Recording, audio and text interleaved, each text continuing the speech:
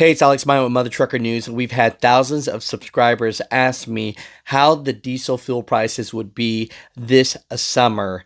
And honestly, I am not the expertise in this. The Secretary of Department of Energy would be, and that would be Jennifer Granholm. And the thing about her is she pretty much says it's going to be a rough summer. Secretary, you know as well as I do, possibly better, that Americans, particularly those in middle income and lower income strata, are in a full-blown panic about what they're seeing when they fill up their gas tank. Are you in a position to offer any calming or reassuring words about what Americans are likely to encounter through this summer when it comes to filling up their gas tank? Yeah, this summer is going to be rough. I'll just be honest with you. But during the summer driving season, it is going to be rough, no doubt about it, because we have such a demand and supply mismatch on the global market for oil. Let's look into this and let's see why this is and why the administration says that this is, and they're blaming it on the war. Policies that are drawing down our own supply of energy in this country, that are throttling oil and gas production in the United States of America. What are you doing about it? With respect, sir, it is not administration policies that have affected supply and demand. How can you say that when the price of gas was up? Look at this and you guys tell me what your thoughts are, but honestly, if you are hurting now and you're thinking that your business is going to be over if the fuel prices go up anymore, the truth is it's going to go up. And the reason why is because Biden said it himself. He said that, fuel prices will go up as long as it takes for them to end this war. A response to the high price of gasoline in the United States and around the world. Are you confident that that cap would bring down prices for American drivers? And how long is it fair to expect American drivers to continue to pay a premium because of this war? Let me hear this. The second part of the question was, would it bring down the price? Will it bring down prices? And the war has pushed prices up. They could go as high as $200 a barrel, some analysts think. How long is it fair to expect American drivers and drivers around the world to pay that premium for this war? As long as it takes. So Russia cannot, in fact, defeat Ukraine and move beyond Ukraine. And he just said that on Thursday. But let's look into this and what are your thoughts? What are your analyzations? This is definitely the topic of debate, but the big one is truck drivers are losing their business. Insurance is crazy. Rates are low. Trucks are crazy high if you're trying to buy them right now.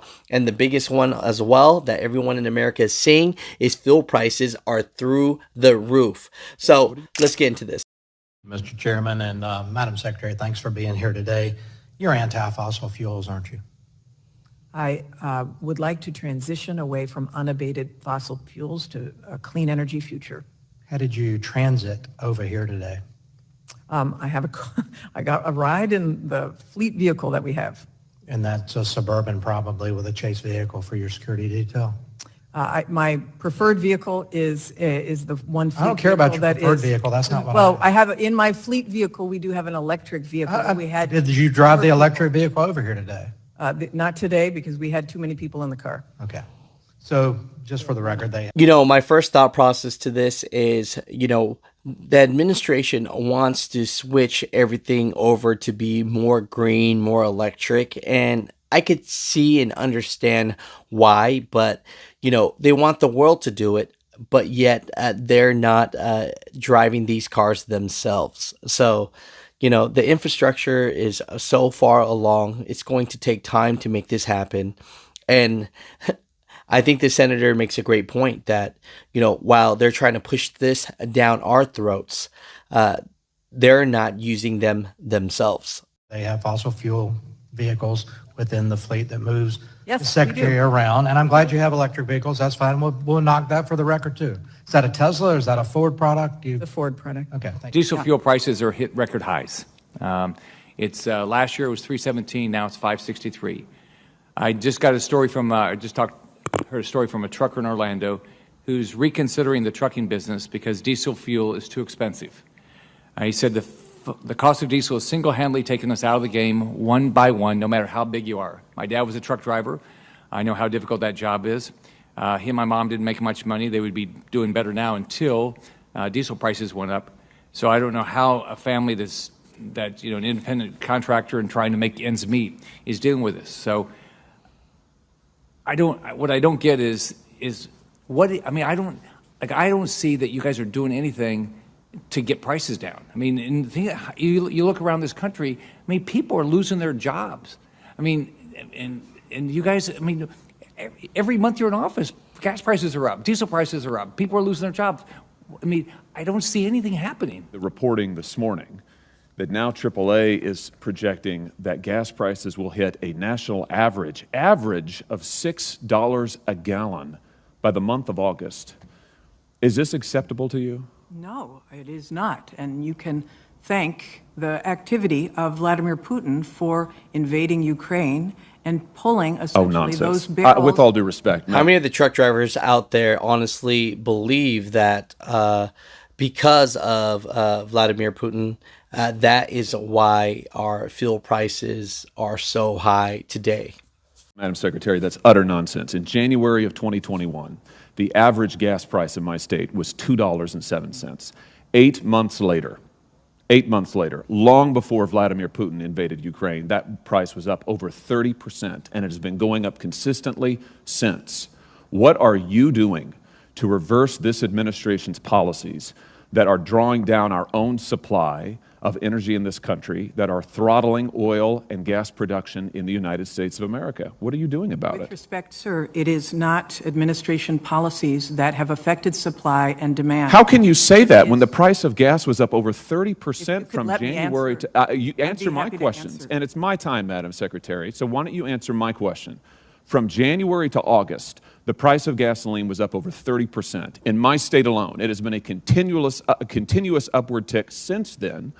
And here's what your president did when he first came to office. He immediately re-entered the Paris Climate Accord. He canceled the Keystone Pipeline. He halted leasing programs in ANWR. He issued a 60-day halt on all new oil and gas leases and drilling permits on federal lands and waters. That's nationwide. That accounts, by the way, for 25% of U.S. oil production. He directed federal agencies to eliminate all supports for fossil fuels. He imposed new regulations on oil and gas and methane emissions. Those were all just in the first few days. Are you telling me that's had no effect on our energy supply? 94% of the oil and gas executives that were surveyed by the Dallas Fed said that administration policies had nothing to do with the increase in the price of oil. I'm not interested in opinions of these people. I'm interested in the facts. Are you telling me that these policies had no effect? Is that your testimony that these policies had no effect?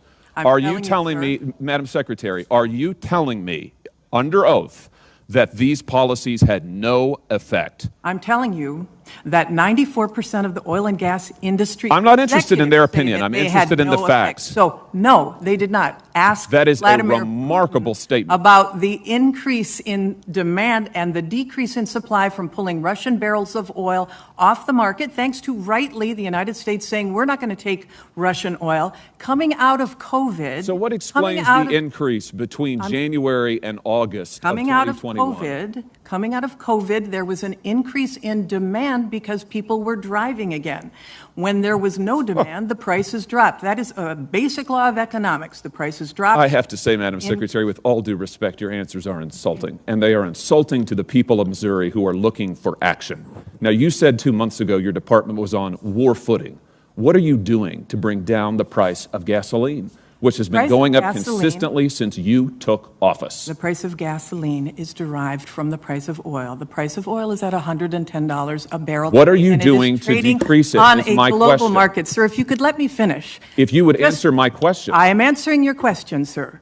Oil is traded on a global market. We are paying extremely high prices today, just as they are in Japan. What are you doing to get it down? Just as they are in Germany. Just as they are in South Africa. What are you doing to get it down? We are calling for an increase in supply. We are releasing 1 million barrels a day from the Strategic Petroleum Reserve to try to balance out. Who are you getting it calling for an increase in supply from? It is the largest tool that we have to be able to do that. Who are you calling for an increase in supply from? Excuse me. Secretary, please. Senator Hawley, your time's expired. Could I get an answer to this question, Mr. Chairman? Who Senator, are you calling for an increase in supply from? From our domestic oil and gas manufacturers, from international oil and Even gas as you manufacturers. cancel their leases? Senator Hawley, if you want to answer, you have to allow the Secretary to answer.